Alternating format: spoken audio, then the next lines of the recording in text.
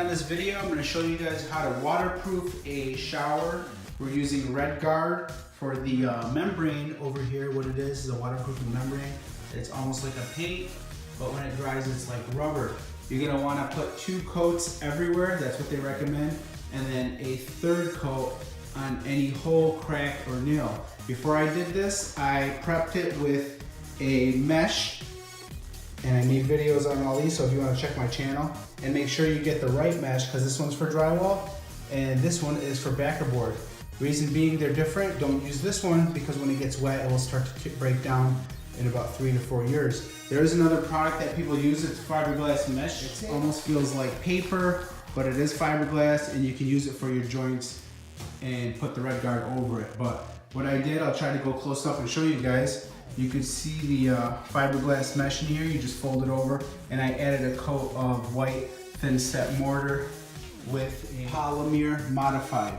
So the reason being it's polymer modified makes it a lot stronger, and you want to use that for showers, because if water ever leaks behind your tile, it will uphold way better than just the regular gray mortar that you're going to use. So make sure you get the right one. Ask a lot of questions. There's so many different ones on the market. So we're going to go ahead and start red guarding this, and also make sure before you start red guarding that you got your finish real nice and smooth. I use a scraper here after I put on the coat, and what I did is just scraped it real nice and hard, harder than that I was doing, and got it to a nice smooth surface. This isn't going to be bad. Everything looks good. You don't have to sand this down to make it perfect. Reason being, when you run your mortar over it and go to lay your tiles, this is not going to affect when you go to put your tile down, this little tiny hump. So just make sure it's nice and smooth, that you don't got no big bumps, big ridges, stuff like that. So make sure that your shower is nice and sound and solid. What I mean by sound and solid, it means that everything is solid. You can't have shaking. You don't want your shower to start cracking after. So like my shower curd is nice and solid. I got screws, every 2 screws. Again, you can check out my channel for how to do all this. I've taken videos on every single step here, even installing the shower cartridge, the niche, everything has been installed. That being said, let's get started. Red guard, we're gonna apply it with a roller. You can just use a paintbrush if you want, but I wanna get it done quick, so I'm gonna use a roller and then a paint. So the first step being, I'm gonna hit all the spots that are cracks, joints, and places like that with my brush, and then I'm gonna come back over it and paint it 2 more times after I've done all the cracks, joints, and everything like that with my roller. If this is your first time doing this, the reason you see a gap here and you can see my pan liner is because you're not supposed to put your backer board and let it touch your shower pan. Reason being is, if you soak this with water, water will wick up, you'll get black mold in about a month. And if you tile over that and make that mistake, even professionals on YouTube do it, don't copy what they do, because what you call that is a non-professional, being that if you have your shower completed, about a year later, you'll start to get mold, and you'll clean it up and then bleach it, and 2 weeks later you got mold coming out again in your joints, and you won't understand why it's coming out of your grout lines. Reason being is because you got black mold behind your tile. But this is a good way to avoid it. It's the best way to avoid it. Leave a gap in between your backer board and your shower pan. So let's get started. We're gonna start painting all the parts that need to be painted. So let's do this.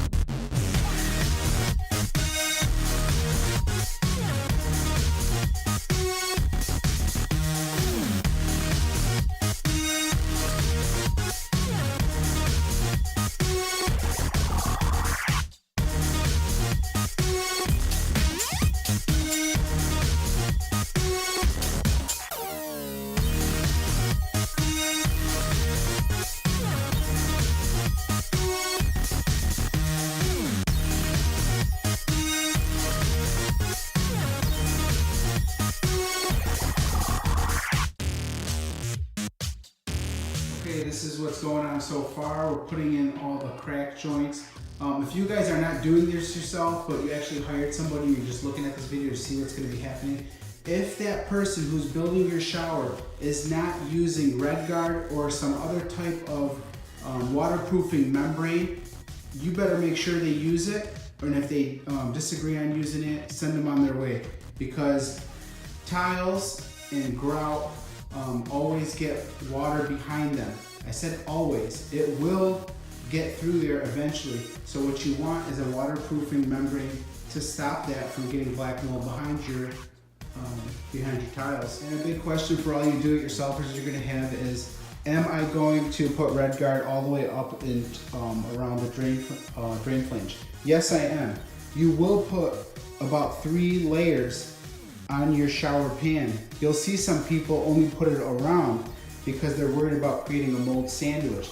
But if you use 3 layers on that floor, you will not get water underneath this right here. And you can run a water test after you got your 3rd layer of RedGuard on here. Fill it up with water, let it sit for 3 days, 2, 3, 4 days, whatever you want, until you feel safe, and you'll know that water will not get underneath this barrier right here. Just gonna show you guys a close-up view of what's going on in my niche and whatnot. Just make sure that you get a thick layer on here. And I'm gonna hit this with 2 more coats that you're gonna watch me do on time-lapse using my roller.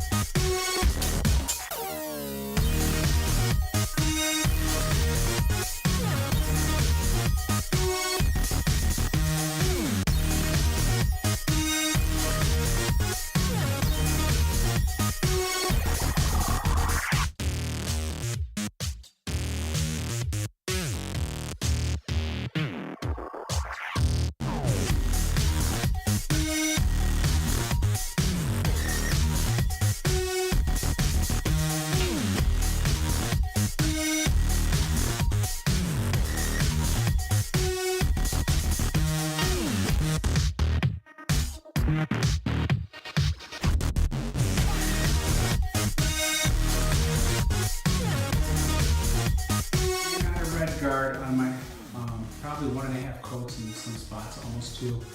I'm gonna buy 1 more bucket. It sucks because it's about $50 a bucket at Home Depot. Couldn't really find it any cheaper. Some places don't even carry it. They carry different products that suck. Don't try the yellow stuff that Menards sells. You're wasting your time and wasting your money. But anyways, so I'm gonna get another bucket, and you guys get the idea on how to RedGuard a shower. I just wanted to show you guys the results after the RedGuard. I added this video in there only because I had some people commenting about me not doing something correctly. But just for your information, I've done over 300 jobs tiling. Never ever had a call back. So for all you haters out there, you know, it is what it is. But Flex Grout admixture for your grout. I'm just adding in some more tips in there for you beginners. Flex Grout admixture. Don't use water, especially in your shower pan. If you want less cracking. Ask your hardware store for it. You see the rubber on there that I'm pushing with my finger.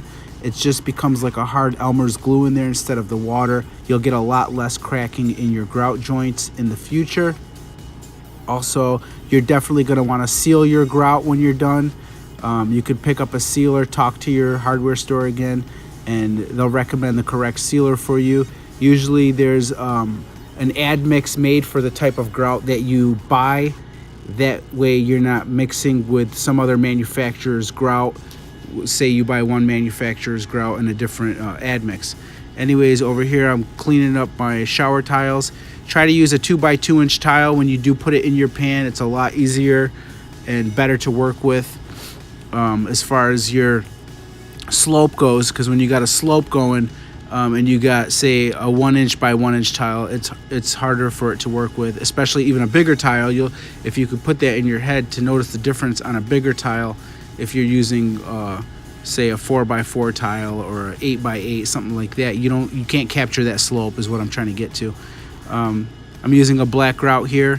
the customer wanted a black grout, being that they want less cleanup or mold or color changing in your grout to show. So that's why we went with a black one. This is my floor over here that I put in. Took a couple days. You got your niche built into the shower. Everything is pretty much almost ready to seal. Beautiful looking shower. Glass door installed. I don't know. That's it. So just showing off the work.